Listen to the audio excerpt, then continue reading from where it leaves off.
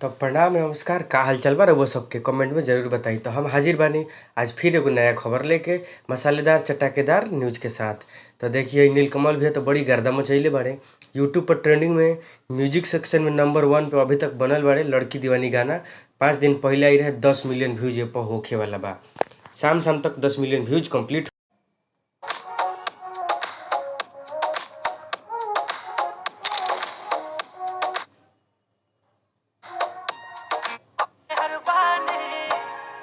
दिल में वो लड़की दीवानी। दोस्तों हमारा तो काफ़ी बढ़िया ये गाना लगा था। वो सबके क्वेश्चन लगा था गाना बढ़िया लगा था तभी ट्रेंडिंग में चला था।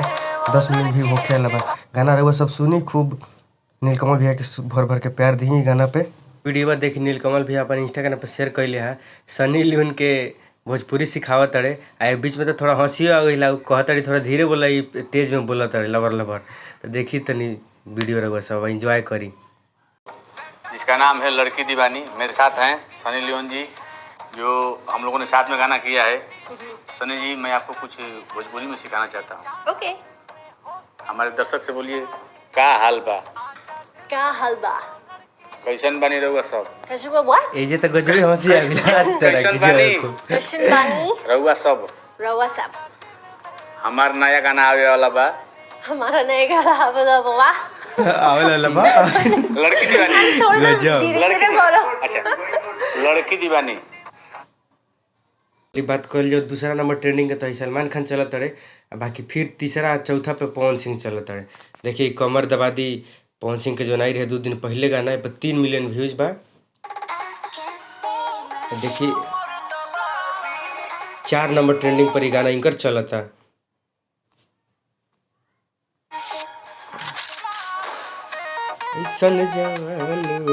शिल्पी राज गईले बड़ी बड़ा बढ़िया गावेली।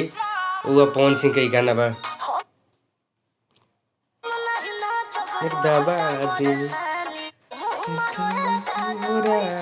तनी कमर दबा दी। तो भाई लोग रउआ सबके कैसन गाना लागल पवन सिंह के कमेंट में जरूर बताई। तो चलिए बढ़ल जाओ दूसर न्यूज के तरफ।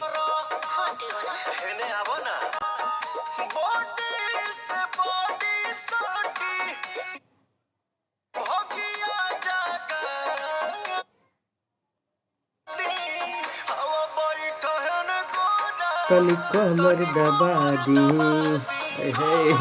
लोग आज कोनो और ज़्यादा खबर नहीं है, यही 2 मेन रहे। तो सोचनी रउआ सबके साथ शेयर करी। तो बताई नीलकमल भैया के बारे में का विचार बा। आवेला वही बड़ा ट्रेंडिंग स्टार बनी है। सब लोग के पीछे छोड़िए कि के रही रउआ सब जरूर कमेंट में बताई। तो हम मिलम कल फिर नया वीडियो नया खबर के साथ। तब तक अपन ध्यान रखब। नमस्कार प्रणाम।